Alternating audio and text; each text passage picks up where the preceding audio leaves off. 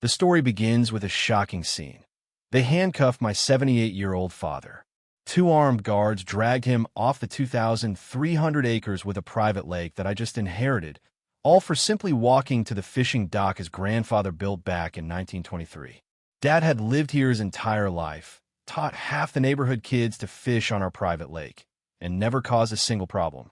Then Bethany Cromwell appeared, a lawyer from California who became the new HOA president after just 6 months. She declared that our private lake now belonged to the community. She had a harmless old man arrested in front of everyone he'd known for decades, just to seize property that had existed 50 years before her HOA even existed. I watched those cuffs snap on his shaking hands and heard the metal click echo across our quiet lake. I knew right then they'd crossed the wrong family. The next morning, every single faucet in their neighborhood ran completely dry. My name is Jackson Rich. I'm 45, and I just inherited the most beautiful piece of land in Virginia. 2,300 acres of rolling hills, pristine forest, and a crystal-clear 40-acre lake that's been in my family since Calvin Coolidge was president. My grandfather, Earl Ridge, bought this land in 1923 for $800 cash. I can still remember the musty smell of old courthouse records when I researched those original deeds. Earl spent 3 years hand-digging channels, building stone retaining walls, and creating Lake Serenity, a perfect fishing hole that drew families from 3 counties over. Dad, Harland Ridge, worked this land for 50 years after Earl passed, never charging a dime for folks to fish, swim, or picnic. The sound of children's laughter echoing across the water became the soundtrack of our summers. Dad always said good neighbors make good communities. I spent 20 years in the Army Corps of Engineers before coming home last year when Dad decided to retire. He officially transferred the property to me, but kept living in the old homestead. The man's got more energy at 78 than most people half his age. In 2019, some California development company bought adjacent land and built Willowbrook Estates. 847 luxury homes marketed as exclusive lakefront living. Their sales brochures featured photos of our lake, promising residents recreational access to pristine waterfront amenities. For 4 years, everything was fine. Then 6 months ago, new HOA elections brought in Bethany Cromwell as president. This woman was a real estate attorney who moved here from Orange County, drove a Tesla with custom plates, and apparently decided small-town Virginia needed some California-style property optimization. Bethany's first move was showing up at our door with a stack of legal documents, her overpowering perfume mixing with the fresh morning air. She told Dad in her fake sweet voice that she was there to discuss our little access situation. Her solution: pay the HOA $50,000 as a one-time community impact fee plus $500 monthly maintenance contributions, or lose all lake access forever. She claimed some obscure county ordinance about public waterway rights gave her legal standing. Dad politely explained that our property predated their development by almost a century, and maybe we could work something out that didn't involve extortion. Her mask slipped. She said times had changed, and perhaps it was time for us to change with them. The crunch of gravel under her designer heels as she walked back to her Tesla sounded like a threat. 2 days later, she escalated. A county inspector showed up, citing anonymous complaints about potential environmental hazards. They found nothing, of course, but the harassment had begun. Dad started having chest pains that week. Stress, the doctor said. This woman was literally making my father sick with her legal terrorism. The final straw came 3 weeks ago at the HOA meeting. Dad attended hoping for reasonable discussion. Instead, Bethany publicly humiliated him in front of 200 neighbors, calling him a hoarder of community resources and suggesting elderly residents who couldn't adapt might be happier in assisted living. She basically told a 78-year-old pillar of the community to go die in a nursing home in front of people who'd known him their entire lives. That night, Dad couldn't sleep. I found him on the dock at 3 a.m., staring at the water his grandfather created with his bare hands. She's going to take it all, isn't she, son? That's when I realized this wasn't about neighborly disputes anymore. Bethany Cromwell had declared war on my family, and she had no idea what she was messing with. Bethany didn't waste time turning threats into action. The morning after that disastrous HOA meeting, she filed an emergency injunction claiming Lake Serenity was a community asset being illegally withheld. She argued that because Willowbrook residents had used our lake for 4 years, they'd established adverse possession rights. Dad's handshake agreements with previous residents suddenly looked like legal quicksand. 3 days later, a surveyor spent hours remeasuring our property lines, discovering that lake boundaries extended into community easement zones. They hammered new stakes along our shoreline. The fake survey deliberately omitted the natural spring system feeding the lake. Any real engineer would have spotted it immediately, but accuracy wasn't her goal. She wanted ammunition for her land grab.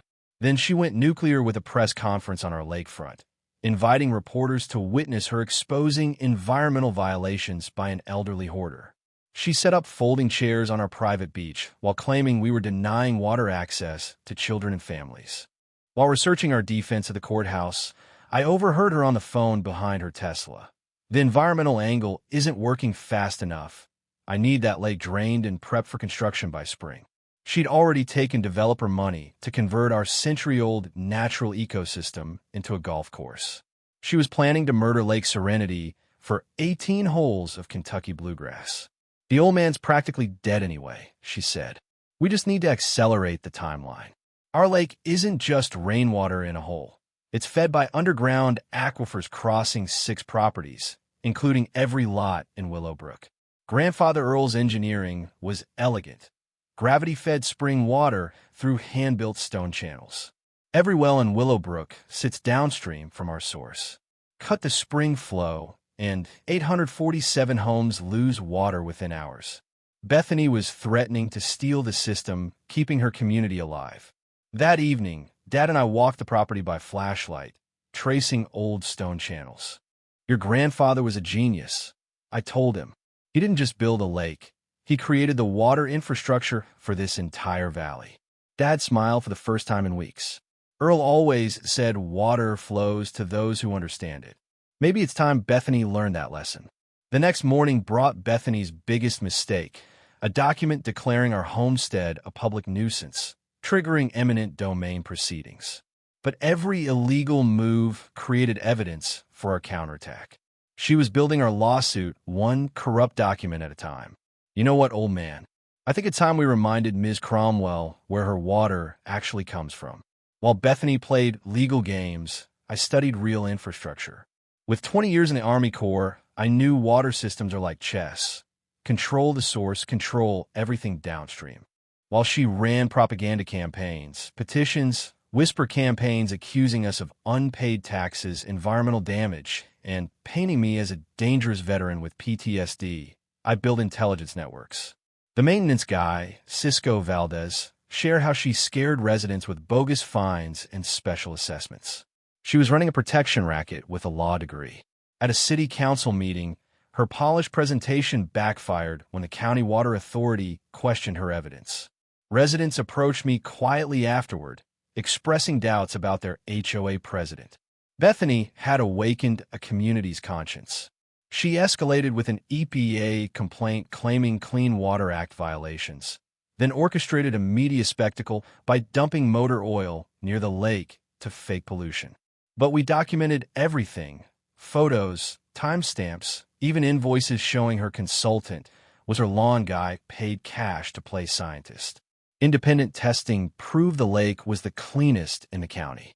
News retracted the story, and her fraud became obvious. Facing criminal charges and community revolt, she filed a restraining order against Dad, claiming threats. But while organizing papers for the hearing, I found a hidden envelope with Grandfather Earl's 1923 perpetual water rights easement, irrevocable control over all sources within a 5-mile radius of the springs. A handwritten note revealed the master valve behind a lightning-split oak. We held physical and legal control over the regional water supply. Testing the valve carefully, I felt the rust give way. It could redirect the aquifer with one turn, but using it meant innocent families would suffer. Real power isn't what you can do, it's knowing when not to. Sometimes evil needs consequences, though. We prepared meticulously: trail cameras, civil rights attorney, water quality studies, community meetings.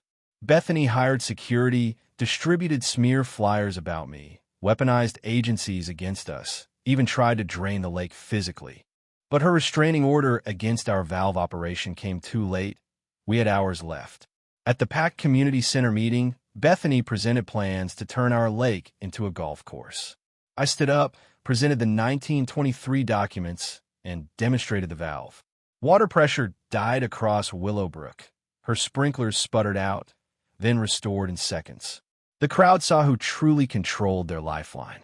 Dad rose to say, "You just learned something my grandfather taught me. You can't steal water from people who control the well." FBI agents arrested her on fraud, embezzlement, false reports, and civil rights violations.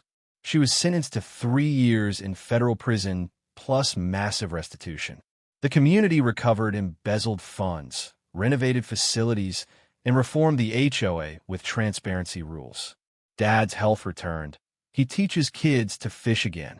We created a formal lake access agreement, a foundation to prevent HOA abuse, and earn environmental protection status for the lake. The story inspires lawsuits against overreach, and I've decided to run for county commissioner to protect property rights. Every sunset over Lake Serenity reminds us that some battles are worth fighting. For dignity, legacy, and the principle that bullies eventually face consequences when they target the wrong family.